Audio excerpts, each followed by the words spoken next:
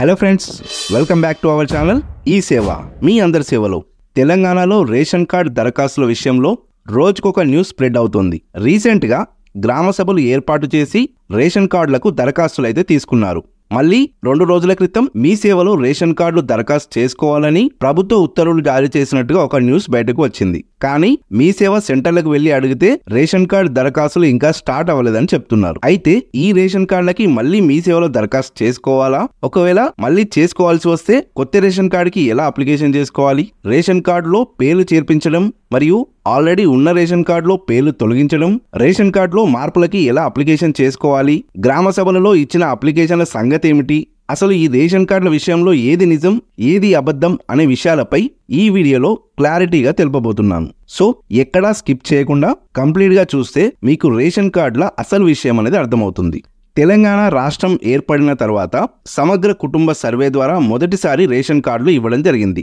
ఆ తర్వాత మీ సేవ ద్వారా కొత్త రేషన్ కార్డులు మరియు రేషన్ కార్డులో మార్పులు చేర్పులకు ఎప్పటికీ దరఖాస్తులు అనేది తీసుకుంటూ ఉండడం జరిగేది. కొంతకాలానికి కేంద్ర ప్రభుత్వం నుండి బోగస్ రేషన్ కార్డులను తొలగించాలని రాష్ట్ర ప్రభుత్వాలకి ఉత్తర్వులు రావడంతో రేషన్ కార్డుల ప్రక్రియని తెలంగాణలో మొత్తానికి స్టాప్ చేయడం జరిగింది.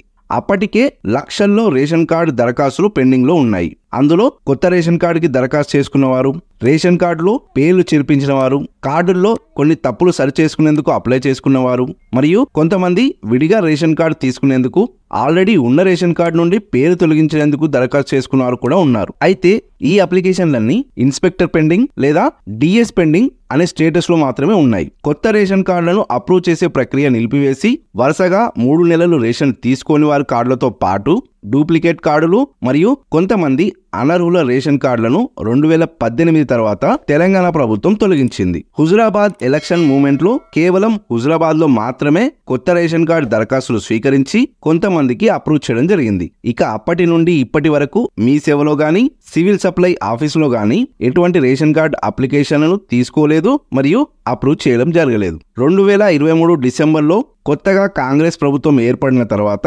ప్రజాపాలన ఏర్పాటు చేసి 6 గ్యారంటీలతో పాటు రేషన్ కార్డులకు దరఖాస్తులు తీసుకోవడం జరిగింది. కానీ రేషన్ కార్డు అప్లికేషన్లను ఆన్లైన్లో పొందుపరచడానికి సివిల్ సప్లై డిపార్ట్మెంట్ దగ్గర మీ సేవ తప్ప వేరే ఆప్షన్ అనేది లేదు. అందువల్ల ప్రజాపాలన ద్వారా తీసుకున్న రేషన్ కార్డు అప్లికేషన్లను స్క్రూనిటీ చేయలేకపోయారు. కాగా కేంద్ర రాష్ట్ర ప్రభుత్వాలు అందించే అన్ని పథకాలకి రేషన్ కార్డులనే ప్రామాణికంగా తీసుకోవడం వల్ల పబ్లిక్ మొత్తం రేషన్ కార్డుల విషయంలో ప్రభుత్వంపై ఒత్తిడి తీసుకొచ్చింది. అలాగే కాంగ్రెస్ ప్రభుత్వం ప్రకటించిన 6 గ్యారంటీలలో ఎక్కువ శాతం రేషన్ కార్డులను బేస్ చేసుకుని అమలు చేస్తుండటంతో కొత్త రేషన్ కార్డులను ఇవ్వాలని ప్రభుత్వం నిర్ణయం తీసుకుంది. ఇందుకోసం జనవరి 21 నుండి 25వ తేదీ వరకు గ్రామ సభలు ఏర్పాటు చేసి కొత్త రేషన్ కార్డులు, రేషన్ కార్డులో మెంబర్ యాడింగ్ మరియు విడిగా రేషన్ కార్డు పొందేందుకు అప్లికేషన్లను తీసుకుంది. అయితే ఈ రేషన్ కార్డు అప్లికేషన్లు అన్నిటినీ ఆన్లైన్ చేయాలంటే ఇంతకు ముందు చెప్పినట్టుగా సివిల్ సప్లై వద్ద కేవలం మీ సేవ మాత్రమే ఒక ఆప్షన్ అనేది ఉంది. సో గ్రామ సభల ద్వారా తీసుకున్న రేషన్ కార్డు అప్లికేషన్లు అన్నిటినీ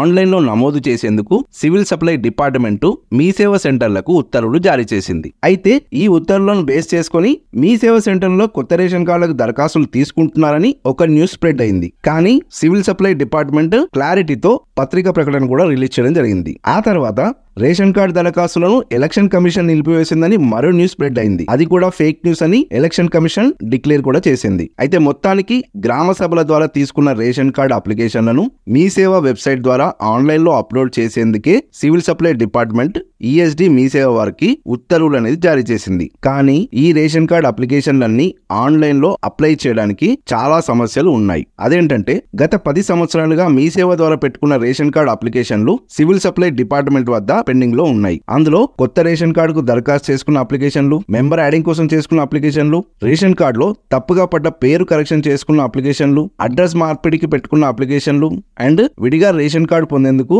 ఉన్న రేషన్ కార్డు నుండి పేర్లు తొలగించేందుకు పెట్టుకున్న అప్లికేషన్లు కూడా ఉన్నాయి. అయితే ఇప్పుడు గ్రామ సభలలో తీసుకున్న రేషన్ కార్డు అప్లికేషన్లను ఆన్లైన్ లో అప్లోడ్ చేయాలంటే చాలా ప్రాబ్లమ్స్ వస్తాయి. అదేలా అంటే మీ సేవ వెబ్సైట్ ద్వారా ఏదైనా ఒక రేషన్ కార్డు అప్లికేషన్ ఆన్లైన్ చేసే టైంలో అప్లికేషన్ మొత్తం ఫిల్ చేసి సబ్మిట్ చేశాక ఇది వరకు మీ సేవ ద్వారా రేషన్ కార్డుకి ఎటువంటి దరఖాస్తు చేసుకునే వారి అప్లికేషన్లు సక్సెస్ఫుల్ గా సబ్మిట్ అవుతాయి. కానీ ఏ చిన్న కారణంతోనైనా రేషన్ కార్డ్ అప్లికేషన్ చేసుకున్న వారి దరఖాస్తులు పెండింగ్ లో ఉంటే వారు ఇప్పుడు పెట్టుకున్న రేషన్ కార్డ్ అప్లికేషన్లు సబ్మిట్ అనేది అవ్వవు. ఆల్రెడీ ఈ ఆధార్ నంబర్ తో ఒక అప్లికేషన్ పెండింగ్ లో ఉంది అని జస్ట్ ఒక ఎర్రర్ మెసేజ్ వస్తుంది. That's it. ఇక అప్లికేషన్ అక్కడి వరకు స్టాప్ అయిపోతుంది. ఎందుకంటే రేషన్ కార్డ్ ప్రతి అప్లికేషన్ ఆధార్ నెంబర్ తో లింక్ అయి ఉంటుంది. సో గడిచిన 10 సంవత్సరాలలో ఎవరైనా ఏ కారణం చేతనైనా మీ సేవలో రేషన్ కార్డ్ అప్లికేషన్ చేసుకుని ఉంటే వారి అప్లికేషన్ పెండింగ్ లో ఉంటే ఇప్పుడు పెట్టుకున్న రేషన్ కార్డ్ అప్లికేషన్లు ఆన్లైన్ లో అప్లోడ్ కాబోవు. అందుకే మీ సేవ నిర్వాహకులు కూడా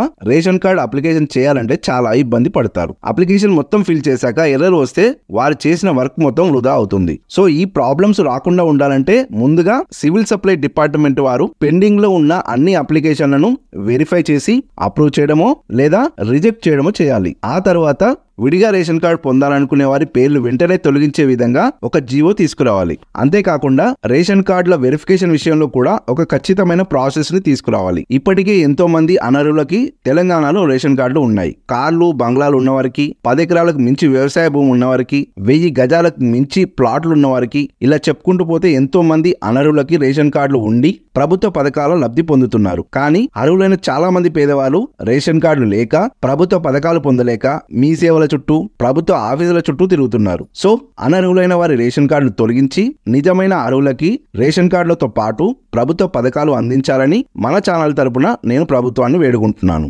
మొత్తానికి ఈ రోజు నుండి మీ సేవా సెంటర్లలో రేషన్ కార్డులకు దరఖాస్తులు చేసుకోవచ్చని పౌర సరఫరాల శాఖ అధికారికంగా తెలిపింది.